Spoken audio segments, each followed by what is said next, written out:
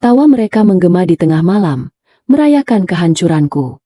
Suamiku, ibunya, dan wanita itu berencana mengusirku besok. Mereka pikir aku bodoh. Namun, saat fajar menyingsing, tawa itu akan berubah menjadi jeritan histeris. Aku sudah menyiapkan hadiah, perpisahan yang takkan terlupakan. Sebelum ceritanya dimulai, silakan tulis di kolom komentar dari daerah mana saja teman-teman yang menonton cerita ini. Dan dengar cerita sambil aktivitas apa? Nyapu, ngepel, tiduran, rebahan atau apa? Yuk kita simak ceritanya. Jarum jam di dinding kamar menunjukkan pukul 1 dini hari. Suasana rumah seharusnya hening, menyisakan suara jangkrik dari taman belakang atau dengkuran halus dari penghuni rumah yang terlelap. Namun, malam ini berbeda. Kirana terbangun dari tidurnya bukan karena mimpi buruk, melainkan karena tenggorokannya yang terasa kering kerontang. Ia mengerjap-erjapkan matanya, mencoba mengumpulkan kesadaran yang masih tercecer. Rasa haus itu memaksanya untuk bangkit dari ranjang empuk berukuran king size yang belakangan ini terasa terlalu luas dan dingin karena ia sering tidur sendirian. Saat kakinya menyentuh lantai marmer yang dingin, telinganya menangkap suara-suara asing. Bukan suara tikus atau angin, melainkan suara manusia. Tawa. Gelak tawa yang terdengar renyah, lepas, dan penuh kemenangan. Kirana mengerutkan kening. Siapa yang tertawa sekeras itu di jam segini? Ia tahu suaminya, Bayu, belum pulang saat ia tidur tadi pukul 10 malam. Bayu bilang ada lembur mendadak di kantor. Sebuah alasan klasik yang sudah ratusan kali didengar Kirana dan ratusan kali pula ia pura-pura mempercayainya. Dengan langkah pelan agar tidak menimbulkan suara, Kirana berjalan menuju pintu kamar. Jantungnya mulai berdegup lebih kencang, bukan karena takut pada hantu, tapi karena firasat buruk yang mendadak menyergap dadanya. Ia memutar gagang pintu dengan sangat hati-hati, menciptakan celah kecil, cukup untuk ia mengintip ke arah ruang tengah yang terhubung langsung dengan ruang makan. Cahaya lampu kristal di ruang tengah menyala terang benderang, sangat kontras dengan lorong kamar yang gelap gulita. Pemandangan yang tersaji di depan matanya membuat darah Kirana seolah berhenti mengalir seketika. Di sana, duduk di sofa kulit impor Italia kesayangannya, ada 3 orang yang sangat ia kenal. Bayu, suaminya, duduk dengan kemeja yang kancing atasnya sudah terbuka berantakan. Di sebelahnya, menempel erat seperti parasit, adalah Jessica, wanita yang selama ini Bayu sebut sebagai rekan kerja. Dan di sofa tunggal di hadapan mereka, duduk Ibu Ratih, ibu mertuanya, dengan wajah berseri-seri yang jarang sekali ia tunjukkan kepada Kirana. Di atas meja marmer, botol wine tahun 1998 yang sangat langka, hadiah dari mendiang ayah Kirana yang disimpan khusus untuk perayaan ulang tahun pernikahan ke-10, sudah terbuka. Cairan merah gelap itu mengisi gelas-gelas di tangan mereka. Hati Kirana mencelos. Itu bukan sekadar minuman, itu adalah kenangan ayahnya, dan sekarang dinikmati oleh orang-orang yang mengkhianatinya. Sempurna, seru Bayu sambil mengangkat gelasnya tinggi-tinggi. Wajahnya merah padam karena alkohol dan euforia. Rencana kita berjalan mulus tanpa hambatan sedikit pun. Tanda tangan Kirana di surat kuasa jual beli itu sudah kupalsukan dengan sangat rapi. Bahkan ahli grafologi pun mungkin akan tertipu saking miripnya. Jessica tertawa manja, menyandarkan kepalanya di bahu Bayu. Tangannya yang lentik memainkan kancing kemeja Bayu. Kamu memang hebat, sayang. Aku nggak sabar nunggu besok pagi. Notaris itu datang jam 9, kan? Begitu akta jual beli ditandatangani dan uang muka cair, kita bisa langsung pesan tiket liburan ke Eropa. Aku sudah muak tinggal di apartemen sempit itu. Tenang saja, Jess, sahut Ibu Ratih dengan nada suara yang melengking girang. Ia menyesap anggur mahal itu seolah-olah itu adalah air putih biasa. Besok pagi, setelah urusan notaris selesai, kita jual rumah ini. Uangnya kita bagi 3 sesuai kesepakatan. Bagian ibu cukup untuk melunasi arisan dan beli perhiasan baru biar teman-teman pengajian ibu nggak memandang remeh lagi. Kirana menahan napas. Tangannya mencengkeram gagang pintu hingga buku-buku jarinya memutih. Mereka mau menjual rumah ini? Rumah yang dibeli ayah Kirana untuknya? Rumah yang sertifikat aslinya masih atas nama Kirana Larasati? Lalu, bagaimana dengan istrimu itu, Bayu? Tanya Ibu Ratih. Meski nada suaranya tidak menyiratkan kekhawatiran sedikit pun, justru terdengar meremehkan. Si Kirana itu mau dikemanakan? Jangan sampai dia bikin drama dan menggagalkan penjualan rumah. Istiwa ini. Bayu mendengus kasar. Seolah nama Kirana adalah kotoran yang menempel di sepatunya. Ah, Perempuan bodoh itu gampang diurus, Bu. Dia itu naif dan penurut. Besok, begitu uang ada di tangan, aku akan langsung talak dia. Kita tendang dia keluar dari rumah ini. Biar dia bawa baju-bajunya saja. Lagi pula dia tidak punya siapa-siapa lagi selain kita, kan? Orang tuanya sudah mati. Dia tidak kerja, tidak punya uang. Dia pasti akan memohon-mohon di kaki kita.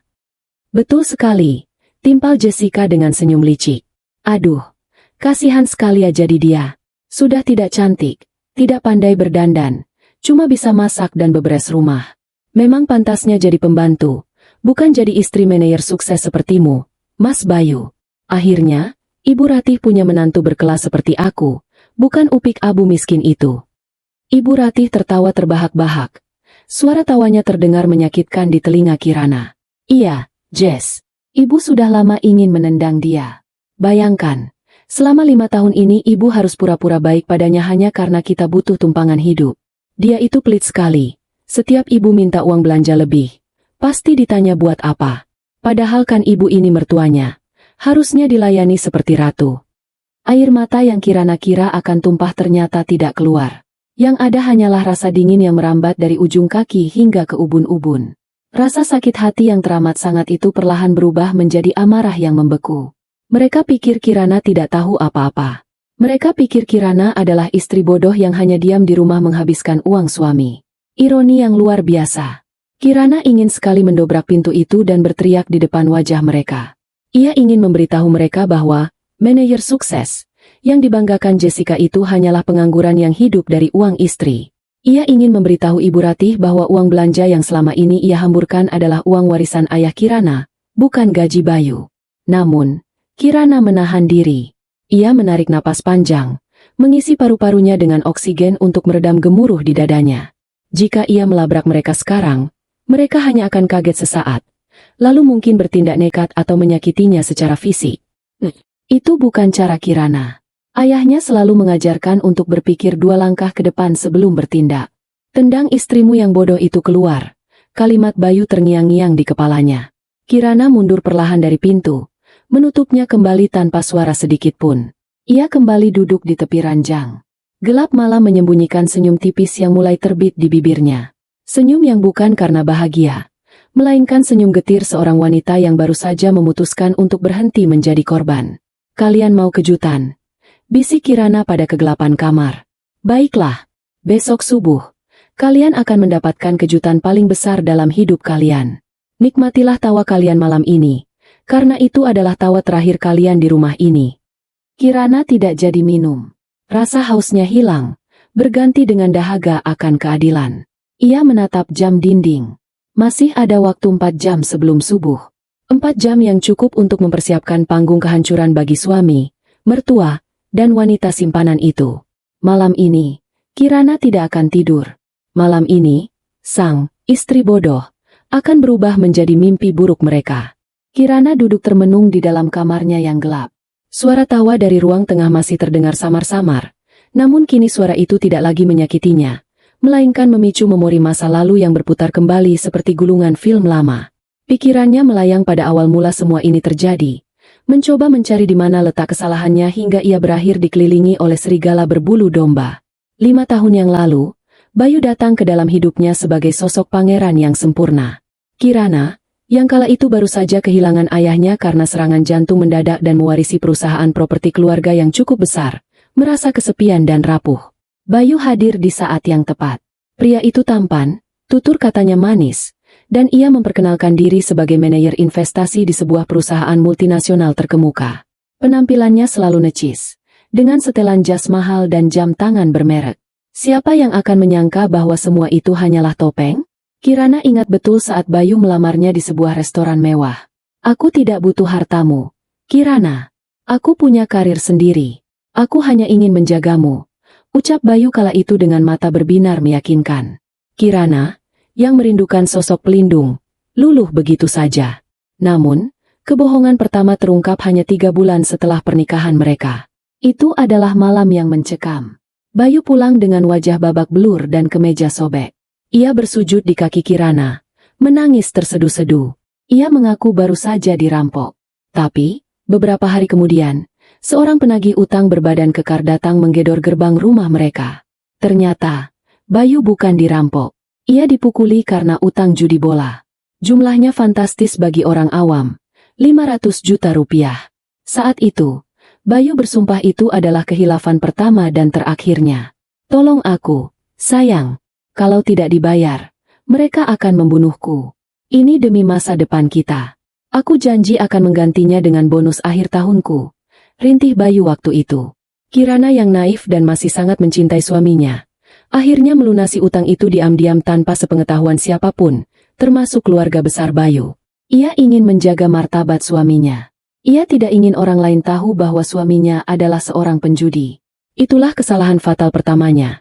Menutupi aib suami yang justru menjadi pupuk bagi kebohongan-kebohongan selanjutnya. Sejak saat itu, pola itu terus berulang. Bayu mulai sering meminta uang dengan berbagai alasan.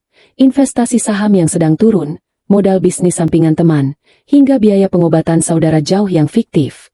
Kirana, yang memegang kendali atas warisan ayahnya, selalu memberikan apa yang diminta, meski hatinya mulai ragu. Lebih menyakitkan lagi adalah peran Ibu Ratih dalam drama kehidupan ini. Sejak awal menikah, Ibu Ratih sudah menunjukkan ketidaksukaannya pada Kirana yang dianggapnya terlalu pendiam dan kaku. Namun, begitu Ibu Ratih pindah ke rumah ini dengan alasan kesepian di kampung setelah bapak meninggal, neraka kecil Kirana dimulai. Ibu Ratih selalu bersikap seolah-olah dialah pemilik rumah ini. Ia menguasai dapur, mengatur menu makanan, tapi tidak pernah mau mengangkat satu jari pun untuk membantu pekerjaan rumah. Kirana yang dibesarkan dengan didikan untuk menghormati orang tua, selalu mengalah. Kirana, lantai ini masih kotor. Kamu ngepel pakai mata nggak sih? Hardik Ibu Ratih suatu pagi, hanya karena ada setitik debu di sudut ruang tamu. Maaf, Bu. Nanti Kirana pel lagi. Jawab Kirana sabar. Padahal ia baru saja selesai membersihkan seluruh rumah seluas 500 meter persegi itu sendirian karena Ibu Ratih memecat asisten rumah tangga dengan alasan boros. Dasar manja. Mentang-mentang anak orang kaya. Kerjaan rumah saja nggak becus. Lihat tuh anak ibu, si Bayu.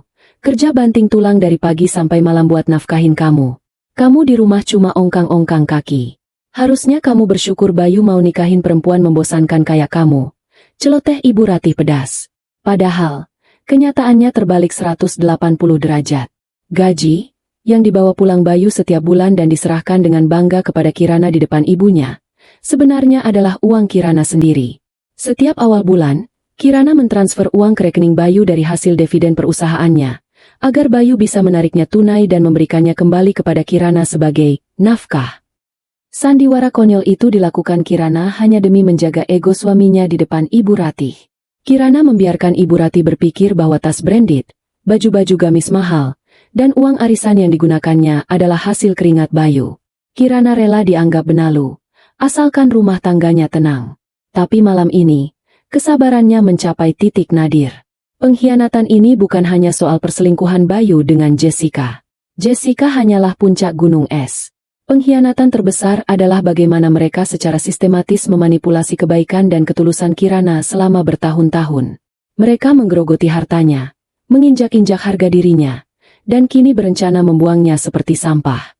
Kirana teringat kejadian seminggu yang lalu, saat ia tidak sengaja mendengar pembicaraan telepon Bayu di garasi.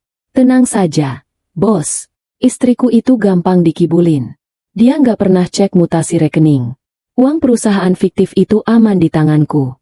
Saat itu Kirana sadar, Bayu bukan hanya pengangguran, tapi dia terlibat dalam sesuatu yang jauh lebih gelap. Dan malam ini, teka-teki itu semakin jelas dengan kehadiran Jessica dan rencana busuk penjualan rumah. Air mata Kirana sudah kering. Di dalam dadanya kini hanya ada tekad baja.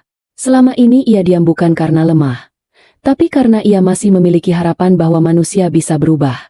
Tapi harapan itu sudah mati malam ini, dibunuh oleh tawa mereka di ruang tengah. Kirana bangkit dari duduknya. Ia berjalan menuju lemari pakaian, bukan untuk mengambil baju tidur, tapi untuk mengambil sebuah kotak kecil tersembunyi di balik tumpukan bed cover di rak paling atas. Di dalamnya tersimpan bukti-bukti yang selama ini ia kumpulkan namun ragu untuk digunakan. Malam ini, ia tidak akan ragu lagi. Ia akan membuka kotak Pandora itu. Jika Bayu dan ibunya ingin bermain api, maka Kirana akan membakar mereka sampai hangus. Ia menatap pantulan dirinya di cermin.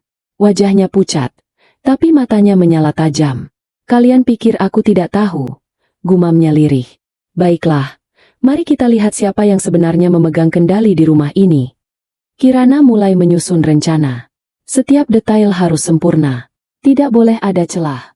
Besok subuh, saat matahari terbit, topeng mereka akan terlepas, dan Kirana akan memastikan bahwa mereka tidak memiliki tempat untuk bersembunyi. Untuk memahami keberanian yang tiba-tiba muncul dalam diri Kirana malam ini, kita perlu memutar waktu kembali ke 3 hari yang lalu. Hari itu adalah hari Selasa, hari di mana rutinitas Kirana sebagai istri penurut berjalan seperti biasa. Bayu baru saja pulang kerja, atau setidaknya pulang dari tempat yang ia sebut kantor. Ia melempar jas kerjanya begitu saja ke sofa ruang tamu sebelum masuk ke kamar mandi sambil bersiul-siul. Kirana, yang sudah terbiasa membereskan kekacauan suaminya, memungut jas berwarna abu-abu itu. Saat ia hendak menggantungnya di lemari, tangannya merasakan beban yang tidak seimbang di saku bagian dalam. Itu aneh. Bayu selalu menaruh dompet dan ponsel utamanya di saku celana. Dengan dahi berkerut, Kirana merogoh saku jas tersebut. Jari-jarinya menyentuh benda dingin berbentuk persegi panjang. Sebuah ponsel. Namun, ini bukan ponsel pintar canggih keluaran terbaru yang biasa dipamerkan Bayu di depan teman-temannya. Ini adalah ponsel murah. Model lama yang layarnya sudah retak di bagian sudut. Jantung Kirana berdegup kencang. Firasat istri jarang sekali salah. Selama ini ia menutup mata. Tapi rasa penasaran kali ini begitu kuat mencengkeramnya. Ia menekan tombol daya. Layar menyala. Tidak ada kata sandi. Kecerobohan Bayu adalah keuntungan bagi Kirana.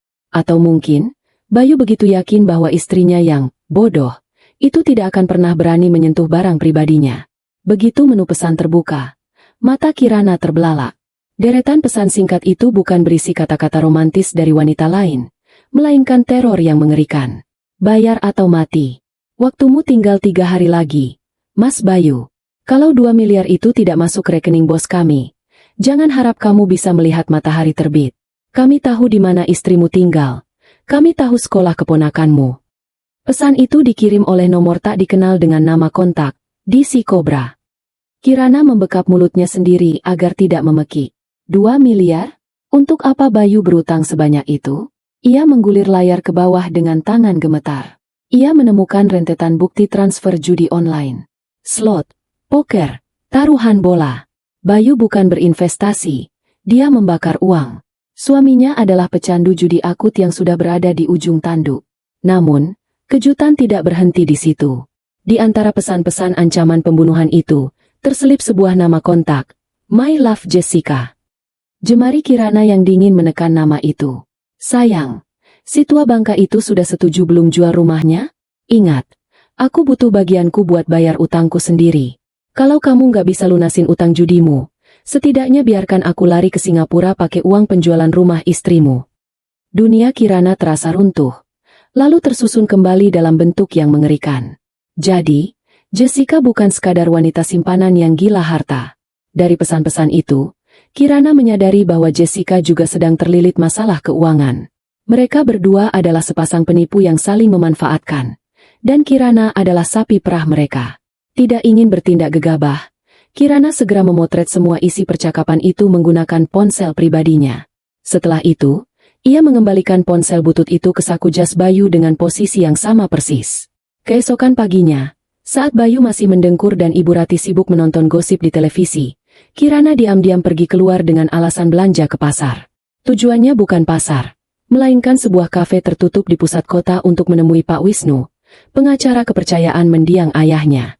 Kirana meminta bantuan Pak Wisnu untuk menyelidiki latar belakang Jessica. Sore harinya, hasil penyelidikan itu sudah ada di tangan Kirana via surel. Fakta yang terungkap membuat Kirana tersenyum miris. Jessica bukanlah anak pengusaha tambang seperti yang sering dibanggakannya di depan Ibu Ratih. Nama aslinya adalah Juba Edah, seorang residivis kasus penipuan arisan bodong yang baru keluar penjara 6 bulan lalu. Dia sedang diburu oleh puluhan ibu-ibu sosialita yang uangnya ia bawa kabur. Dia mendekati Bayu karena mengira Bayu kaya raya. Sementara Bayu mendekati Jessica karena mengira wanita itu bisa menjadi tiket masuk ke pergaulan kelas atas. Dua penipu yang saling menipu. Ironis sekali. Disinilah Kirana menemukan senjata terbesarnya. Namun, Ia butuh satu langkah lagi untuk menjebak mereka. Ia tahu Bayu mengincar sertifikat rumah.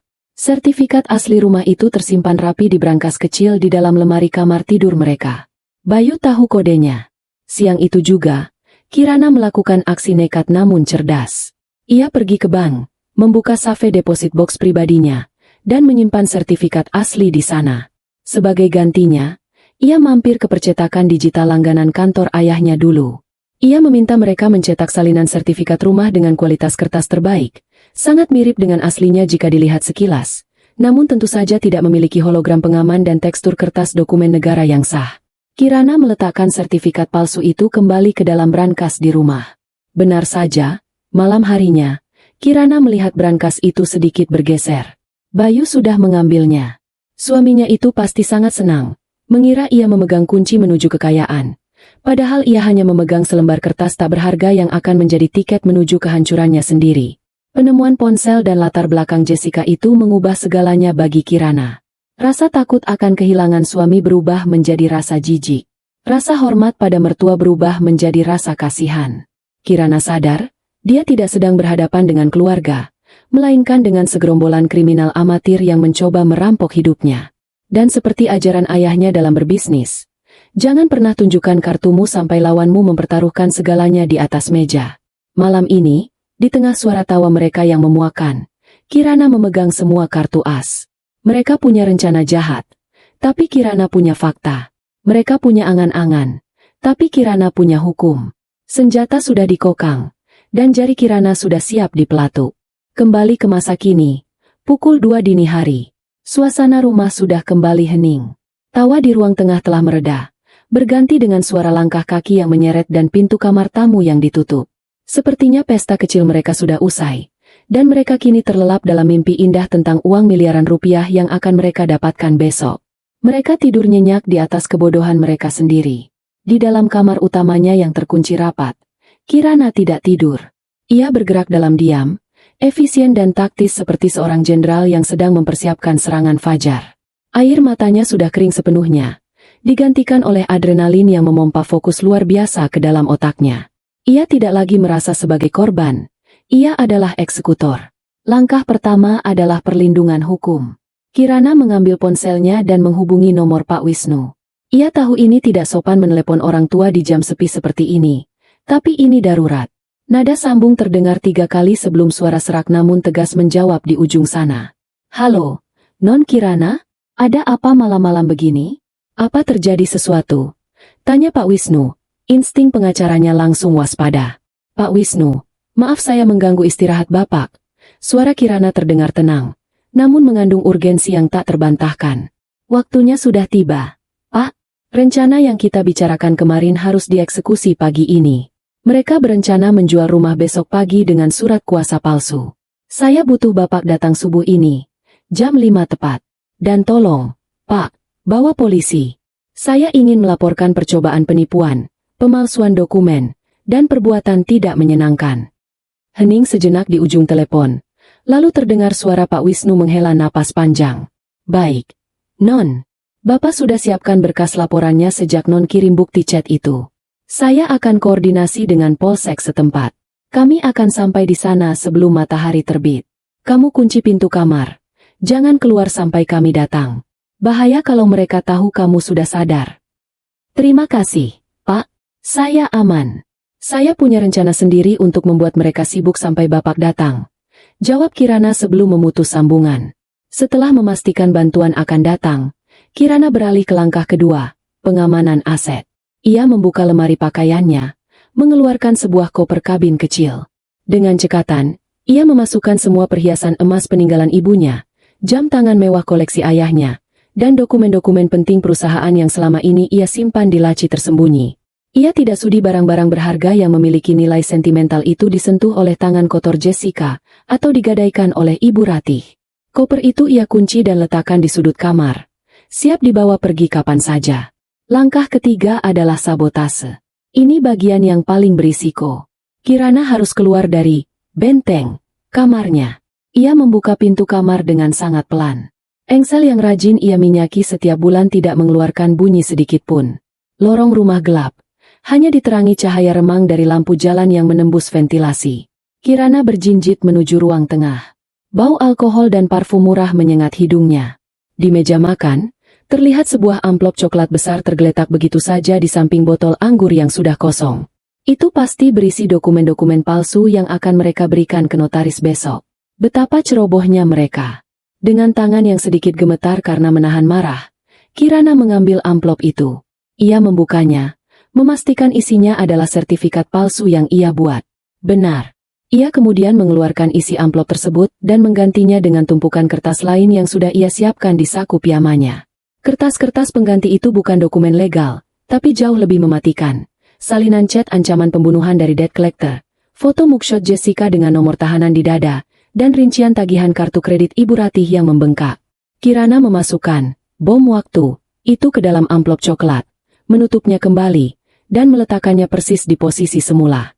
Besok pagi, saat mereka membuka amplop ini dengan penuh harap di depan pembeli atau notaris, wajah mereka akan menjadi tontonan yang sangat menghibur. Belum cukup sampai di situ.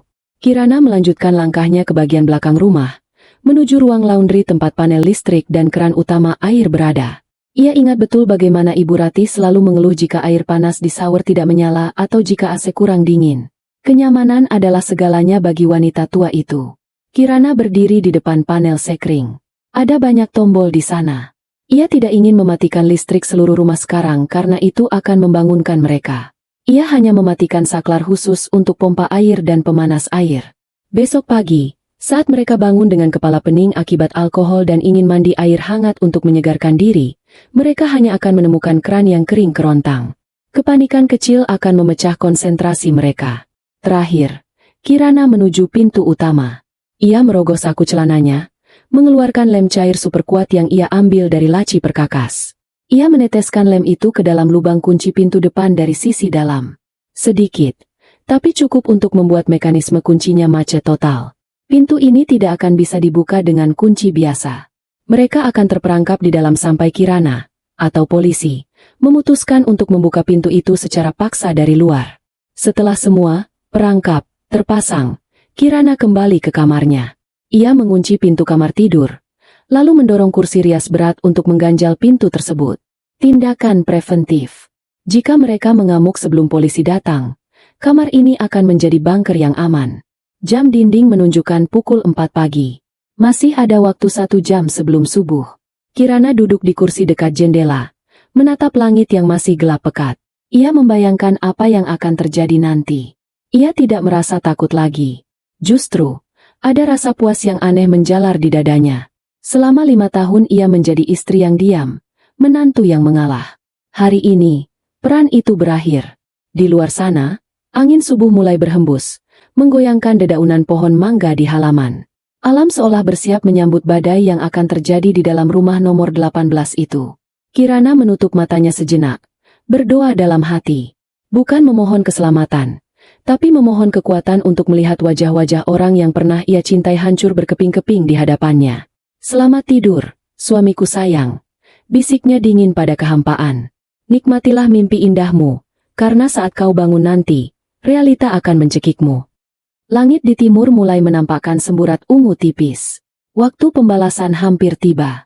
Jarum jam bergerak lambat menuju angka 4:30 dini hari. Langit di luar masih gelap pekat, menyisakan kesunyian yang mencekam sebelum fajar menyingsing. Di dalam rumah mewah itu, keheningan pecah oleh dering alarm ponsel Bayu yang melengking nyaring. Bayu mengerang panjang. Matanya terasa berat dan kepalanya berdenyut hebat.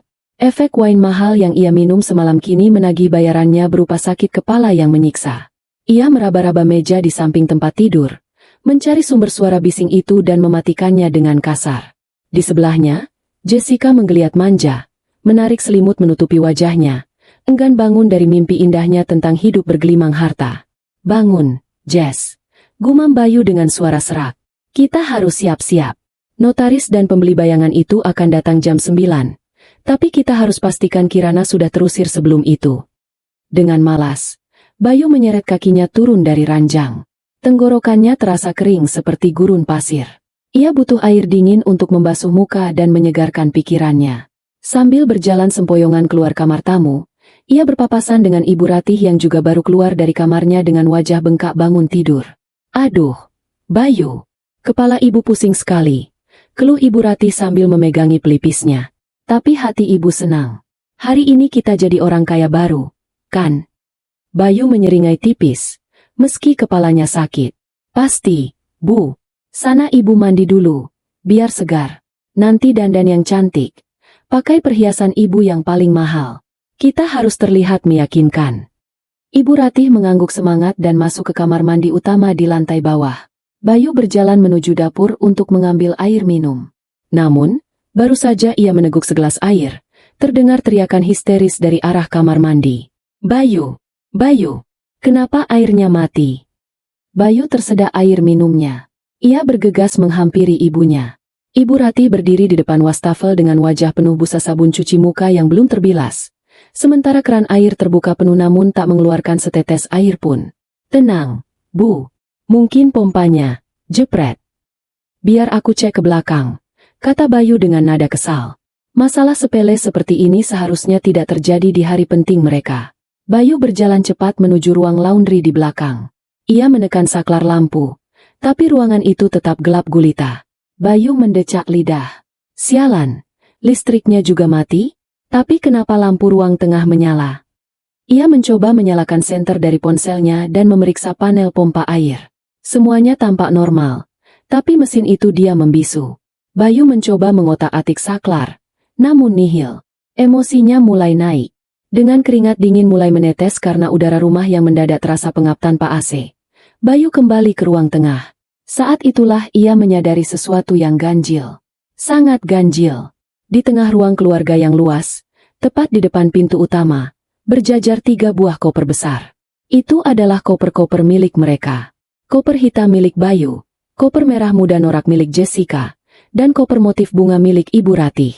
Koper-koper itu berdiri tegak seolah-olah ada penunggu hotel yang menyiapkannya untuk tamu yang hendak check out. Loh, siapa yang nurunin koper-koper ini? Tanya Jessica yang baru muncul dari kamar dengan wajah bingung, masih mengenakan baju tidur satin tipis. Ia mengucek matanya, mengira masih bermimpi. Ibu Ratih yang masih belepotan sabun di wajahnya ikut nimbrung. Bayu, kamu yang siapin? Rajin amat. Kita kan mau usir Kirana, bukan kita yang pergi. Bulu kuduk Bayu meremang. Ia tidak menyentuh koper-koper itu. Ia menatap ke sekeliling ruangan yang remang-remang. Bukan aku. Jess, kamu. Jessica menggeleng cepat. Gila apa? Aku baru bangun. Kepanikan mulai merambat pelan namun pasti. Bayu melangkah cepat menuju pintu utama. Ia mencengkeram gagang pintu dan memutarnya. Keras, pintu itu tidak bergeming. Ia mencoba lagi, memutar lebih kuat, menarik, mendorong. Terkunci. Mana kuncinya? Bentak Bayu pada siapa saja yang ada di sana. Biasanya tergantung di belakang pintu. Bayu. Seru Ibu Ratih mulai panik karena matanya perih terkena sabun. Kunci itu memang menancap di sana, tapi tidak bisa diputar sama sekali. Seolah-olah logam kunci itu telah menyatu dengan lubangnya. Bayu menendang daun pintu itu dengan frustrasi. Sial, macet. Siapa yang main-main dengan pintu ini? Tiba-tiba, lampu ruang tengah berkedip sekali, 2 kali, lalu mati total. Gelap gulita menyelimuti mereka. Ah! Jessica menjerit ketakutan. Refleks memeluk lengan Bayu. Bayu, aku takut. Ada hantu ya di rumah ini. Diam kamu. Hardik Bayu. Napasnya memburu. Ia menyalakan senter ponselnya lagi, menyorot ke sekeliling ruangan seperti orang gila. Cahaya putih dari senter itu menyapu dinding ruang tamu, dan berhenti pada satu titik yang membuat darah mereka semua membeku. Di dinding yang biasanya dihiasi lukisan abstrak mahal, kini tertempel puluhan lembar kertas. Bukan kertas biasa. Bayu mendekatkan cahaya senternya dengan tangan gemetar. Itu adalah foto-foto. Foto pertama yang tersorot adalah foto mugshot, foto tahanan polisi. Seorang wanita dengan rambut kusut memegang papan nama. Di papan itu tertulis, Jubaidah alias Jessica. Kasus penipuan pasal 378. Jessica memekik tertahan, menutup mulutnya dengan kedua tangan. Matanya melotot melihat wajahnya sendiri dalam balutan baju oranye terpampang di dinding. Bayu menggeser sorot senternya ke samping. Di sana ada cetakan bukti transfer bank. Jumlahnya ratusan juta rupiah dengan keterangan deposit judi slot. Di sebelahnya lagi, ada screenshot percakapan WhatsApp antara Bayu dan DC Cobra yang berisi ancaman pembunuhan karena utang. Dan di bagian paling tengah, tertempel sebuah foto besar Ibu Ratih yang sedang memegang tas branded palsu di sebuah arisan, dengan tulisan besar berwarna merah di bawahnya. Tukang utang gaya elit ekonomi sulit. Apa-apaan ini? Suara Ibu Ratih tercekat. Kakinya lemas melihat aibnya dipajang sedemikian rupa. Sabun di wajahnya sudah mengering, membuat kulitnya terasa kaku, tapi rasa malu yang menjalari tubuhnya jauh lebih menyakitkan. Suasana hening sejenak, hanya terdengar deru napas mereka yang ketakutan. Teror psikologis itu menghantam mereka telak. Ini bukan hantu. Hantu tidak tahu soal utang judi atau masa lalu kriminal. Ini ulah manusia. Kirana. Desis Bayu. Nama itu keluar dari mulutnya dengan campuran rasa tak percaya dan amarah. Nggak mungkin, sangkal Jessica histeris. Air matanya mulai tumpah merusak riasan wajah yang belum sempat ia bersihkan semalam. Istrimu itu bodoh. Bayu, dia nggak mungkin tahu soal aku di penjara. Dia tahunya aku anak orang kaya. Siapa lagi kalau bukan dia? Teriak Bayu. Suaranya menggema di ruangan gelap itu. Ia berbalik menatap lorong menuju kamar utama. Pintu kamar itu tertutup rapat. Rasa percaya diri mereka yang meluap-luap semalam hancur berkeping-keping. Mereka merasa diawasi. Rumah yang tadinya mereka anggap sebagai tambang emas, kini berubah menjadi penjara yang sempit dan gelap. Koper-koper di depan pintu itu bukan sekadar pajangan. Itu adalah pesan. Silakan pergi, atau kalian akan mati di sini. Bayu, ibu takut. Rintih Ibu Ratih, mencengkeram lengan putranya. Ayo kita keluar. Dobrak pintunya. Kita lari saja. Lari kemana, Bu? Bentak Bayu. Rasa hormatnya pada ibunya hilang ditelan kepanikan. Di luar sana ada debt collector yang mau bunuh aku. Kita butuh sertifikat rumah itu. Sertifikat itu satu-satunya nyawa kita. Bayu berlari menerjang lorong gelap menuju kamar utama. Ia menggedor pintu kamar Kirana dengan beringas. Kirana, buka pintunya. Aku tahu kamu di dalam. Jangan main-main sama aku, jalang. Teriak Bayu sambil menendang pintu kayu jati yang kokoh itu. Tidak ada jawaban. Hanya kesunyian yang dingin dari balik pintu. Bayu mundur beberapa langkah, lalu menubrukkan bahunya ke pintu sekuat tenaga. Brak! Pintu itu tidak bergeming sedikit pun. Kirana telah mengganjalnya dari dalam dengan sesuatu yang sangat berat. Di tengah kegelapan, rasa putus asa mulai merayapi mereka bertiga. Mereka terperangkap. Air mati. Listrik mati, pintu terkunci, dan aib mereka terpampang di dinding seperti pameran dosa. Tawa kemenangan yang mereka gaungkan beberapa jam lalu kini terasa seperti ejekan bagi diri mereka sendiri. Mereka bukan pemburu. Malam ini, merekalah buruannya. Pukul 5 pagi tepat. Terdengar suara azan subuh sayup-sayup dari kejauhan, menembus dinding-dinding rumah yang tebal. Di tengah kekacauan mental yang dialami Bayu, Ibu Ratih, dan Jessica, tiba-tiba terdengar suara klik dari arah kamar utama. Suara kunci diputar. Bayu yang sedang duduk terengah-engah di lantai lorong langsung mendongak. Jessica dan Ibu Ratih yang berpelukan ketakutan di sofa ruang tengah ikut menoleh. Pintu kamar itu terbuka perlahan. Cahaya terang menyeruak keluar dari dalam kamar. Rupanya, hanya sirkuit listrik kamar utama yang tidak dimatikan. Siluet seseorang berdiri di ambang pintu, membelakangi cahaya lampu, menciptakan efek dramatis yang mengintimidasi. Sosok itu melangkah keluar. Itu Kirana. Tapi itu bukan Kirana yang mereka kenal. Tidak ada das terlusuh, tidak ada wajah polos tanpa makeup, tidak ada postur tubuh membungkuk tanda ketidakpercayaan diri. Wanita yang berdiri di hadapan mereka mengenakan setelan blazer putih gading potongan desainer ternama yang membalut tubuhnya dengan sempurna. Rambutnya yang biasanya diikat asal-asalan, kini tergerai indah dengan gaya blow yang rapi. Wajahnya dipulas makeup tipis namun tegas, dengan lipstik merah marun yang menyeratkan keberanian. Ia tampak seperti seorang CEO yang siap memimpin rapat pemegang saham, bukan istri yang baru bangun tidur. Di tangannya, ia memegang sebuah gelas kaca berisi air mineral dingin, pemandangan yang sangat menyiksa bagi ketiga orang yang sedang kehausan itu. Kirana menatap mereka bertiga dengan tatapan dingin, seolah sedang melihat serangga yang mengganggu. Ia berjalan santai melewati Bayu yang masih terduduk di lantai, menuju ruang tengah. Aroma parfum mahal menyeruak, menggantikan bau keringat ketakutan dari tubuh Bayu. Selamat pagi. Sapa Kirana datar. Suaranya tenang, namun memiliki ketajaman yang bisa mengiris kulit. Kalian terlihat berantakan. Tidak jadi menjual rumah. Bayu bangkit dengan sisa tenaganya. Wajahnya merah pada menahan amarah dan malu. Kirana, apa-apaan semua ini? Kenapa air mati? Kenapa pintu terkunci? Dan foto-foto itu? Bayu menunjuk dinding dengan jari gemetar. Kamu pikir lucu mempermalukan suamimu sendiri? Kirana tersenyum miring. Ia menyesap air minumnya pelan-pelan, menikmati setiap tegukan di depan mata mertuanya yang kerongkongannya kering. Suami? Oh, maksudmu pria pengangguran yang memalsukan tanda tangan istrinya demi membayar utang judi? Kurang ajar. Bayu maju hendak menampar Kirana. Berhenti di situ. Suara Kirana tidak meninggi, tapi otoritas di dalamnya membuat langkah Bayu terhenti di udara. Satu langkah lagi kamu maju, aku akan teriak. Dan di luar pagar, satpam kompleks sudah siaga karena aku bilang ada maling masuk. Bayu mengepalkan tangannya, tapi ia tidak berani maju. Ia melihat perubahan drastis pada istrinya. Aura Kirana sangat dominan, membuatnya merasa kerdil. Mana sertifikatnya? Tuntut Bayu, mengubah taktik. Aku tahu kamu ambil dari brankas. Kembalikan. Itu hakku sebagai kepala rumah tangga. Kirana tertawa pelan. Tawa yang kering tanpa emosi. Ia merogoh saku blazernya dan mengeluarkan selembar kertas yang terlipat. Ia melemparkannya ke lantai, tepat di kaki Bayu. Bayu menyambar kertas itu dengan rakus. Itu adalah sertifikat rumah yang ia curi dari brankas kemarin. Namun, saat ia menyentuhnya, ia merasakan tekstur kertas yang berbeda. Ia membukanya dan menyalakan senter ponsel. Warnanya pudar. Tinta stempelnya luntur kena air keringat Bayu. Di pojok kanan bawah, ada tulisan kecil yang dicetak samar.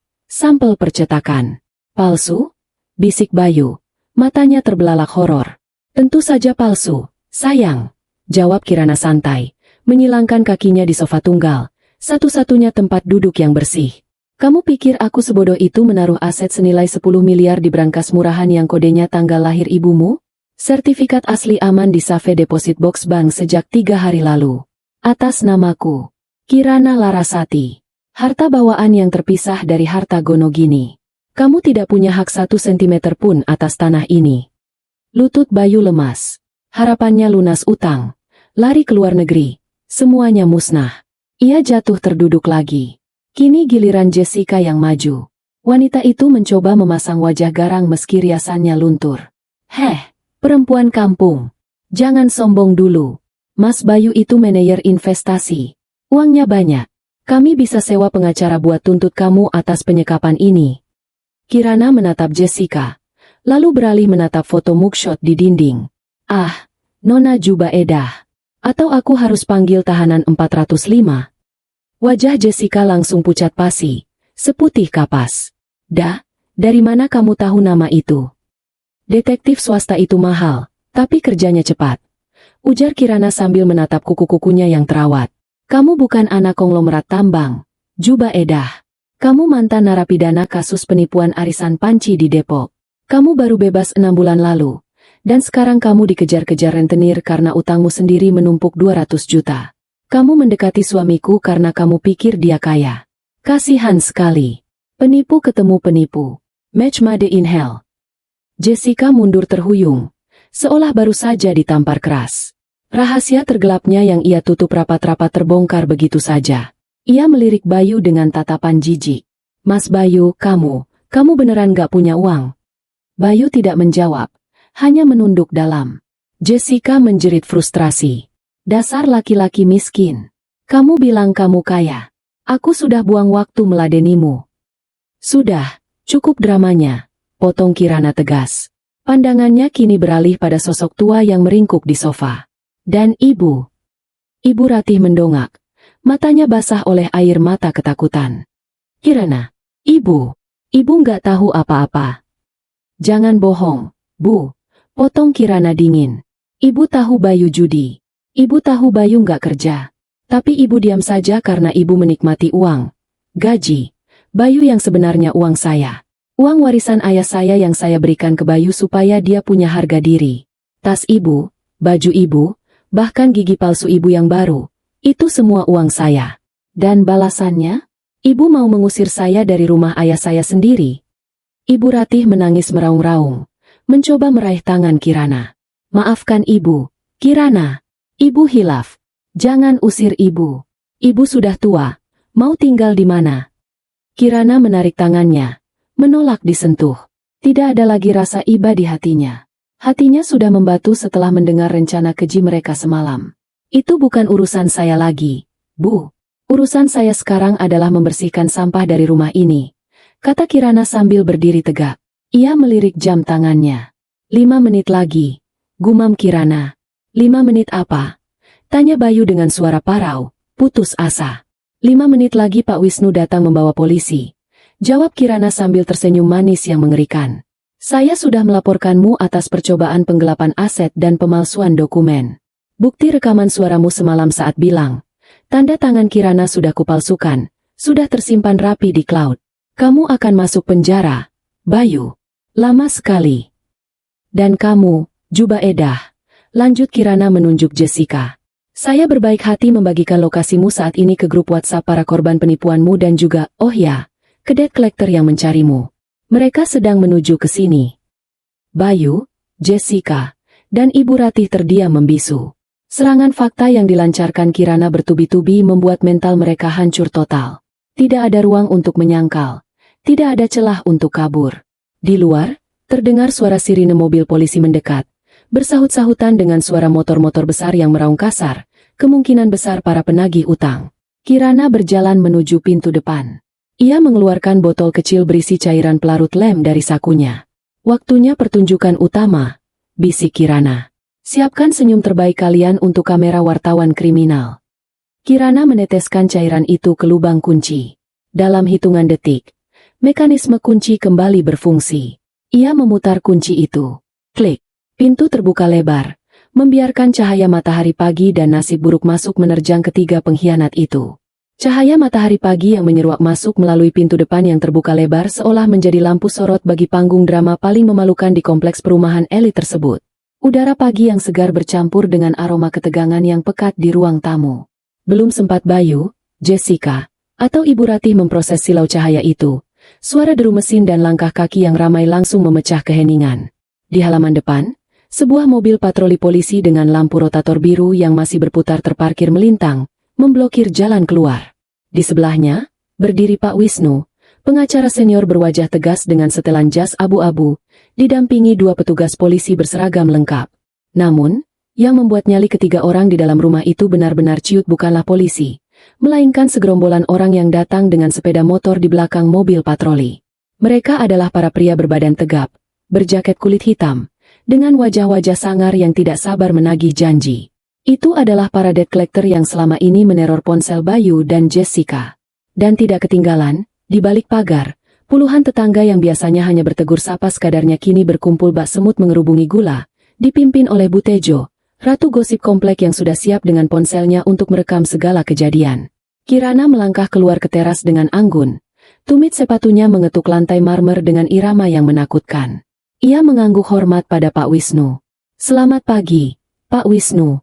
Terima kasih sudah datang tepat waktu. Sapa Kirana dengan suara lantang yang sengaja ia tujukan agar terdengar oleh para tetangga. Pagi, Bu Kirana. Sesuai instruksi Ibu, kami membawa surat laporan resmi dan bukti-bukti awal. Bapak-bapak polisi ini siap mengamankan situasi. Jawab Pak Wisnu tak kalah lantang. Bayu berlari tertatih-tatih keluar. Wajahnya pucat pasi seperti mayat hidup. Pak Wisnu, tunggu. Ini salah paham. Kirana cuma sedang emosi. Ini masalah rumah tangga biasa. Teriaknya mencoba membela diri. Pak Wisnu menatap Bayu dengan tatapan merendahkan. Lalu mengeluarkan sebuah map merah. Masalah rumah tangga? Pemalsuan tanda tangan untuk pengalihan hak aset properti senilai 10 miliar rupiah bukan masalah rumah tangga, Saudara Bayu. Itu tindak pidana murni. Pasal 263 KUHP. Ancamannya 6 tahun penjara. Itu bohong. Saya suaminya. Harta istri adalah harta saya juga. Bantah Bayu. Keringat dingin mengucur deras di pelipisnya. Salah. Potong Kirana tajam. Ia berdiri di samping polisi, menatap suaminya dengan jijik. Kita punya perjanjian pisah harta yang kamu tanda tangani 5 tahun lalu, karena saat itu kamu sombong tidak mau hartamu tercampur dengan warisan ayahku. Ingat? Sekarang perjanjian itu yang menjerat lehermu. Salah satu petugas polisi maju, mengeluarkan borgol perak yang berkilau ditimpa sinar matahari. Saudara Bayu, kami mendapat laporan dugaan pemalsuan dokumen dan penipuan. Silakan ikut kami ke kantor untuk memberikan keterangan. Saat tangan Bayu ditarik paksa dan bunyi klik logam terdengar mengunci pergelangan tangannya, Ibu Ratih yang baru keluar dari pintu langsung menjerit histeris. Ia berlari tanpa alas kaki, mencoba menarik lengan polisi. Jangan bawa anak saya. Anak saya orang baik. Dia manajer sukses. Ini pasti fitnah istri durhaka itu. Raung Ibu Ratih sambil menunjuk-nunjuk Kirana. Kirana tidak bergeming. Ia justru menoleh ke arah kerumunan tetangga yang semakin padat. Ibu-ibu sekalian, seru Kirana. Suasana mendadak hening. Maaf pagi-pagi sudah ribut. Saya hanya ingin memberitahu, hati-hati kalau meminjamkan uang pada ibu ini. Putranya bukan manajer, tapi pengangguran yang kecanduan judi online. Dan ibu ini, Kirana menunjuk Ibu Ratih, adalah orang yang menyuruh anaknya menceraikan saya setelah mereka berencana menjual rumah warisan ayah saya dan mengusir saya. Gumam-gumam kaget terdengar dari kerumunan tetangga. Astaga, pantesan si Ratih gaya banget. Ternyata duit mantu. Wah, durhaka banget itu mertua. Gila ya, air susu dibalas air tuba. Wajah Ibu Ratih merah padam. Rasa malunya kini telanjang di depan orang-orang yang selama ini ia pameri. Ia mundur perlahan, tapi punggungnya menabrak sesuatu yang keras. Ia menoleh dan mendapati koper-koper miliknya sudah dilempar keluar oleh petugas keamanan komplek yang membantu Kirana. Kekacauan semakin menjadi ketika Jessica mencoba menyelinap keluar lewat pintu samping garasi. Namun, nasibnya jauh lebih buruk. Para pria berjaket kulit yang sejak tadi menunggu di atas motor langsung melihatnya. Itu dia, Juba Edah, teriak salah satu dari mereka. Jessica, atau Juba Edah, memeki ketakutan saat dikepung. Tapi bukan hanya debt collector yang mengincarnya. Dari arah jalan raya, muncul sebuah mobil minibus yang berhenti mendadak. Keluarlah 5 orang ibu-ibu dengan wajah beringas. Mereka adalah korban penipuan arisan bodong yang dilakukan Jessica. Balikin duit gue, dasar penipu. Teriak seorang ibu bertubuh gempal sambil menjambak rambut Jessica yang sudah kusut. Aduh, lepas, tolong. Mas Bayu tolong aku, jerit Jessica.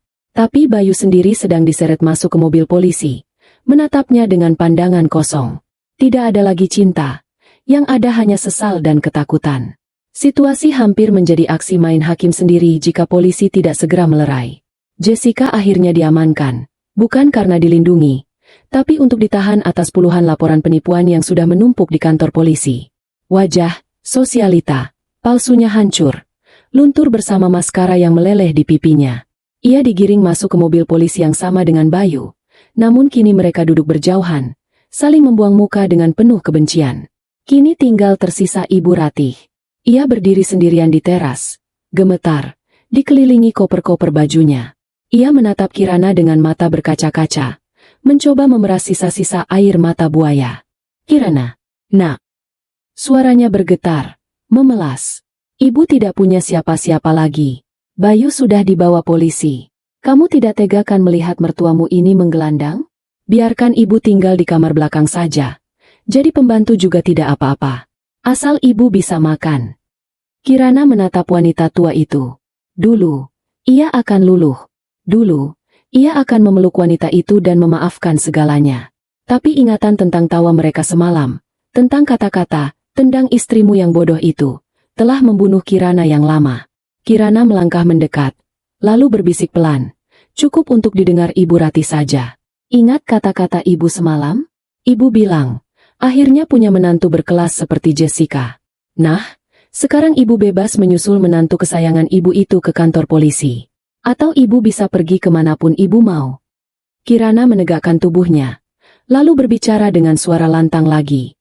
Pak Satpam, tolong bantu angkat barang-barang Ibu Ratih keluar gerbang komplek. Rumah ini mulai hari ini ditutup karena akan saya renovasi total dan saya jual.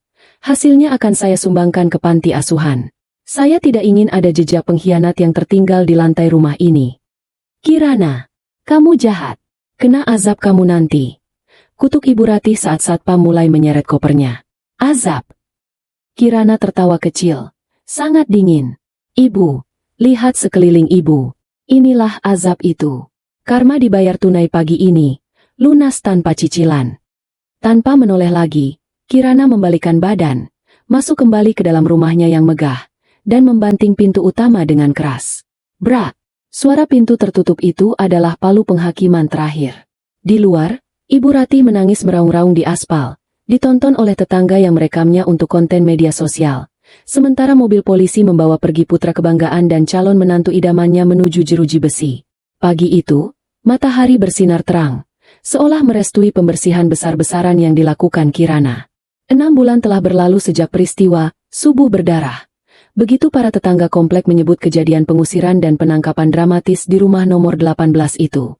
Waktu bergulir cepat, membawa perubahan nasib yang drastis bagaikan roda yang berputar terbalik. Di lantai 45 sebuah gedung pencakar langit di pusat Jakarta, Kirana berdiri menghadap jendela kaca besar. Pemandangan kota yang sibuk terhampar di bawah kakinya. Ia mengenakan gaun kerja berwarna biru laut yang elegan, memancarkan aura wibawa yang kini menjadi ciri khasnya. Di meja kerjanya yang besar, papan nama bertuliskan Kirana Larasati, CEO berkilau tertimpa cahaya. Ia bukan lagi wanita yang mengurung diri di rumah. Setelah kejadian itu, Kirana mengambil alih kendali penuh atas perusahaan properti peninggalan ayahnya yang sempat vakum kepemimpinan. Dengan tangan dingin dan ketegasannya, ia berhasil melipat gandakan aset perusahaan hanya dalam setengah tahun. Pintu ruangannya diketuk. Pak Wisnu masuk dengan senyum ramah, membawa sebuah map dokumen. Selamat siang, Bu Bos. Maaf mengganggu. Sapa Pak Wisnu? Masuk. Pak Wisnu, ada kabar apa? Tanya Kirana sambil membalikkan badan. Wajahnya terlihat lebih segar, lebih muda, dan yang terpenting, bahagia. Laporan terakhir mengenai status hukum mereka, sesuai permintaan ibu, kata Pak Wisnu sambil meletakkan map itu di meja. Kirana membuka map itu. Halaman pertama menampilkan foto terbaru Bayu. Pria itu terlihat kurus kering, rambutnya dicukur botak. Vonis hakim sudah jatuh kemarin, jelas Pak Wisnu. Saudara Bayu divonis 5 tahun penjara atas pasal berlapis, pemalsuan dokumen, penipuan, dan penggelapan dana perusahaan fiktif yang baru terungkap dalam penyidikan. Kabar dari dalam lapas, dia cukup menderita. Dia ditempatkan di sel yang sama dengan preman-preman pasar yang kasar. Dia sering disuruh menjadi tukang pijat dan tukang cuci WC oleh narapidana lain, karena tidak punya uang untuk membayar uang keamanan. Kirana menatap foto itu tanpa emosi. Dia menuai apa yang dia tanam. Bagaimana dengan Jessica? Ah, Nona Jubaedah. Pak Wisnu membuka halaman berikutnya. Dia kena vonis lebih berat, 7 tahun. Ternyata korbannya banyak sekali, Bu. Di penjara wanita, dia juga tidak bisa berulah. Para napi senior di sana tidak suka dengan gaya bicaranya yang sok kaya. Kabarnya, dia sering menangis histeris di malam hari karena depresi, dan wajahnya rusak karena alergi air penjara yang kotor. Kecantikannya yang dulu dia banggakan sudah hilang tak berbekas. Kirana mengangguk pelan. Dan yang terakhir, Ibu Ratih. Pak Wisnu menghela napas. Tampak sedikit iba namun ia tahu keadilan harus ditegakkan. Beliau tidak dipenjara karena kurang bukti keterlibatan langsung dalam pemalsuan dokumen.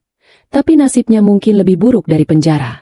Setelah diusir dari kontrakan petak karena tidak bisa bayar, beliau sekarang tinggal di gubuk liar dekat bantaran kali.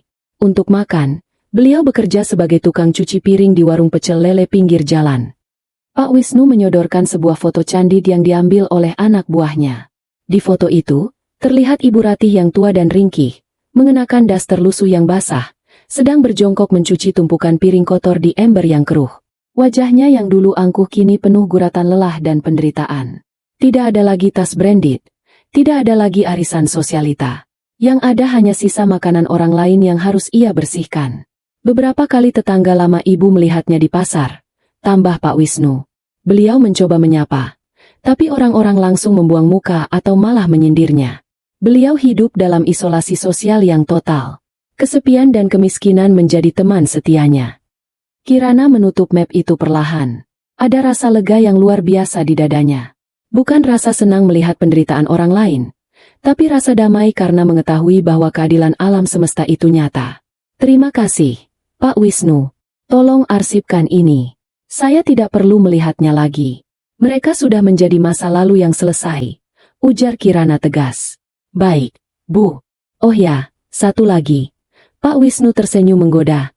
Ada kiriman bunga lagi dari Pak Adrian, arsitek yang menangani proyek hotel baru kita. Sepertinya dia gigih sekali mengajak Ibu makan malam. Kirana tersenyum. Kali ini senyum yang tulus dan manis, membuat wajah cantiknya semakin bersinar. Adrian adalah pria yang baik, cerdas, dan yang terpenting, dia menghormati Kirana sebagai wanita mandiri, bukan sebagai sapi perah. Bilang padanya, saya terima ajakan makan malamnya, tapi saya yang traktir. Jawab Kirana sambil mengedipkan sebelah mata. Pak Wisnu tertawa dan pamit undur diri. Sepeninggal pengacaranya, Kirana kembali menatap keluar jendela. Langit Jakarta begitu biru hari ini. Ia memegang dadanya, merasakan detak jantungnya yang tenang. Rumah penuh kenangan buruk itu sudah ia jual bulan lalu. Hasilnya ia gunakan untuk membangun sayap baru di sebuah panti asuhan. Persis seperti ancamannya pada Ibu Ratih. Di sana, uang itu menjadi berkah bagi anak-anak yang membutuhkan, membersihkan segala energi negatif yang pernah ada. Kirana belajar satu hal penting. Diam bukan berarti lemah, dan sabar bukan berarti bodoh. Ketika seseorang mencoba menghancurkanmu, jangan hancur. Jadilah kuat, jadilah pintar, dan biarkan waktu serta karma yang memberikan pukulan terakhir. Ia mengambil tas kerjanya, siap melangkah keluar menyambut masa depan yang cerah. Tawa Bayu, cemoohan Ibu Ratih, dan kelicikan Jessica kini hanyalah debu yang tertinggal di belakang sepatunya. Kirana Larasati telah bangkit, dan dia tidak akan pernah menundukkan kepalanya lagi. Sempurna, bisiknya pada bayangannya sendiri di kaca, menutup kisah kelam itu dengan kemenangan mutlak.